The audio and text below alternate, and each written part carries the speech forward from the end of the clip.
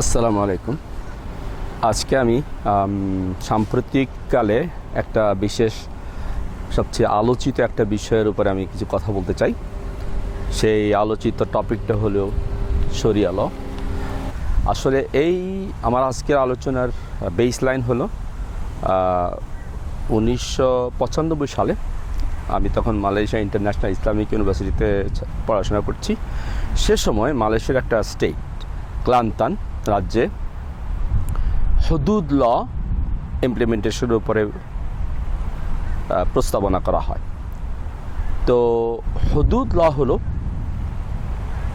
ইসলামী যেটা নিয়ে আমরা শরিয়া ল শুনলে আমরা যেটা নিয়ে আতঙ্কিত হয়ে পড়ি, সেটারই একটা অংশ। অর্থাৎ ইসলামী যে শাস্তির বিধান, এটা দুইটা টার্মিনোলজি আছে, একটা হলো হুদুদ ল, একটা হলো একাব। তো এই সময় আমার থিসিসের অংশ হিসেবে প্লাস গত 25 বছর আমি আরও কিছু পড়াশোনা করেছি মাকাসেদ শরিয়ার উপরে। মাকাসেদ শরিয়া হলো যে মাকাসেদ হলো আরবি শব্দ, যেটা মাকসেদ, যেটা আমরা বাংলা মকসুদ আসে এটা থেকে।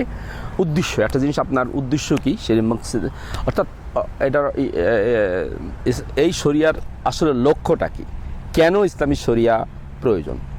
তো এটার পড়াশোনা করার পর আমি আমার একটা বই আছে, বই বেরিয়েছে, সেটা হলো কি শরিয়া দ্য মিসআন্ডারস্টুড অ্যাট মিসইন্টারপ্রেটেড নোশন। আমার এই বইয়ের পেছনে আমার থিসিস ছাড়াও আমার বইয়ের পেছনে বা থিসিসের সাথে বিশেষ কিছু পেছনে বেশ কিছু বই রয়েছে। একটা হলো আমাদের এক প্রফেসর মরহুম, তিনি মুসলিম বিশ্বে অত্যন্ত বিখ্যাত একজন প্রফেসর আব্দুর রহমান দই।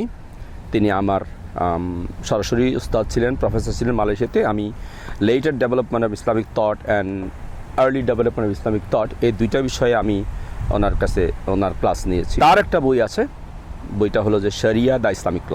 তিনি এই বইতে মুসলমানের জীবনের পুরো অংশগুলো কী কী জিনিস ইনক্লুডেড, যেটা আমরা যখন নামাজ রোজা করি, এই সবগুলোই কিন্তু শরিয়ার অংশ। এছাড়া আমাদের সামাজিক জীবন, পারিবারিক জীবন, তারপরে রাষ্ট্রীয় জীবন থাকে। সুতরাং এই ক্ষেত্রেও আমরা দেখতে পাই যে শরিয়া একাব একেবারে ক্ষুদ্র একটা অংশ, অর্থাৎ শাস্তি বা ইসলামের প্যানাল কোড, যেটা একটা ক্ষুদ্র একটা অংশ।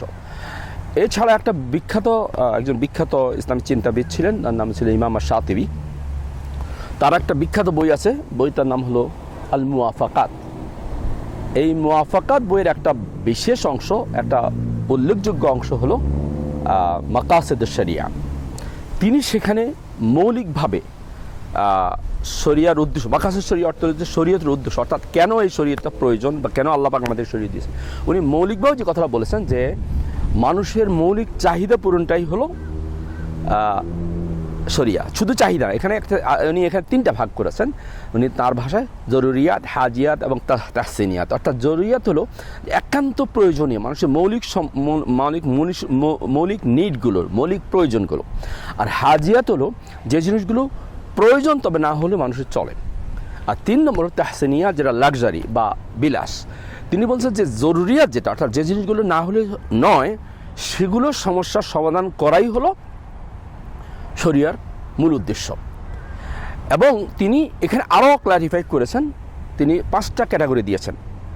সেখানে 5টা ক্যাটাগরি হলো হেফজুদ্দিন, হেফজুল মাল, হেফজুল নফস, হেফজুল নাসল আর হেফজুল আকল। যে অর্থাৎ হেফজুদ্দিন হলো একজন মানুষের বিশ্বাসের প্রোটেকশন দেওয়া, অর্থাৎ আপনি যে বিশ্বাসী লালন করেন এটা প্রোটেকশন দেওয়া কিন্তু শরিয়ার লক্ষ্য। তারপরে হেফজুল মাল, আপনার সম্পদের প্রোটেকশন দেওয়া, আপনার সম্পদের নিরাপত্তা দেওয়া কিন্তু শরিয়ার এই 5টা অংশে একটা অংশ। তারপর আপনার পরিবারের হেফজুল নাসল, আপনার পরিজনের নিশ্চয়তা দেওয়া, নিরাপত্তা দেওয়া কিন্তু শরিয়াতের উদ্দেশ্য। এরপরে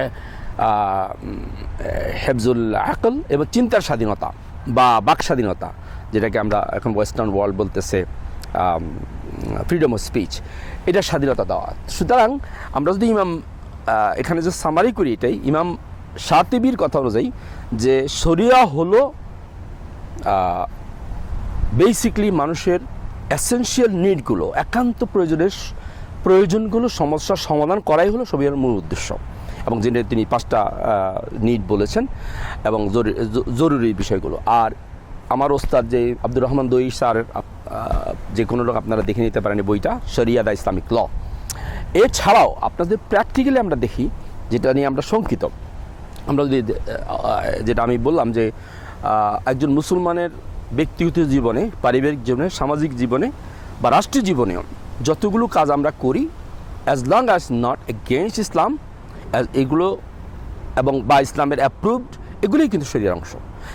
এখন আমরা যদি প্র্যাকটিক্যাল একার বিষয় যেটা নিয়ে আমরা শঙ্কিত, সেটা বিষয়ে আসি। এখানে সংক্ষেপে একটা হাদিস বলি, সেটা হলো যে আমরা জানি এটা, সেটা হলো যে এবং ওমর রাদিয়াল্লাহু তাআলার সময় যে দুর্ভিক্ষ সময় উনি কিন্তু ওমর রাদিয়াল্লাহু তাআলা বলেছেন, খবরদার তুমি এই সময় শাস্তি দেওয়া যাবে না। এক কথা, একজন মানুষ যদি অভাবগ্রস্ত হয়ে চুরি করে বা সেই প্রেক্ষাপটে তাকে শাস্তি দেওয়া যাবে। তেমনিভাবে আমরা জানি যে এই যে ফরনিকেশন বা অ্যাডাল্টারির শাস্তি যেটা, সেক্ষেত্রেও এমন শর্ত ইসলাম দিয়েছে। এখানে আমার মনে অনেকগুলো শর্ত আছে, শর্তের পরে শাস্তির প্রশ্ন আসে। এবং যেটা একটা হলো যে চারজন লোক প্র্যাকটিক্যালি আপনার অপকর্ম দেখতে হবে, যেটা একটা ব্যাখ্যা হলো এটাই যে এটা যদি কোনো লোক ডেসপারেট হইয়া অন্যায়গুলো পাবলিকলি করে তখনই শাস্তি, আদারওয়াইজ চারজন লোক তো দেখা সম্ভব না। আর সবচেয়ে বড় কথা হলো যে এখানে প্যানাল কোড যদি আমরা দেখি, আমি আমার থিসিসের ছাড়াও আমার কাছে কয়েকটা দেশে যে দেশগুলোর প্যানাল কোড আছে, মালয়েশিয়া এই যে ক্লান্তানের যে হুদুদ ল, এটার কপি আমার কাছে আছে। পাকিস্তান জিয়াউল হকের সময় কিন্তু একটা প্যানাল কোড প্রস্তাব করেছিল, সেটার কপি আছে। সুদানে ওমর আল বাশিরের সময় একটা প্রস্তাব করেছিল। তারপরে ব্রুনাইতে আছে। আমার জানা মতো সৌদি আরবে কোনো লিখিত প্যানাল কোড নাই, জানি না কারো কাছে জানা থাকতে পারে। এই আর মূল কথা হলো যে আমরা যদি সবগুলো জিনিস দেখি, আমরা দেখতে পাই যে শরিয়া যেভাবে আমাদেরকে ব্যাখ্যা দেওয়া হয়েছে বা বেগা আমরা বুঝতেছি, এটা একটা রংভাবে বুঝতেছি। এই জন্য আমার বইটার নাম হলো শরিয়া দ্য মিসআন্ডারস্টুড অ্যান্ড মিসইন্টারপ্রিটেড নোশন।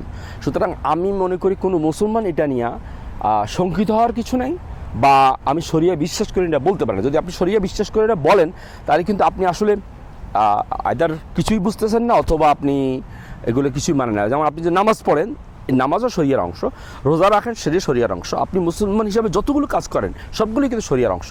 সুতরাং এটা সম্পূর্ণ ভুল ব্যাখ্যা যে শরিয়াকে টোটালি প্যানাল কোডের দিকে ইন্টারপ্রেট করা।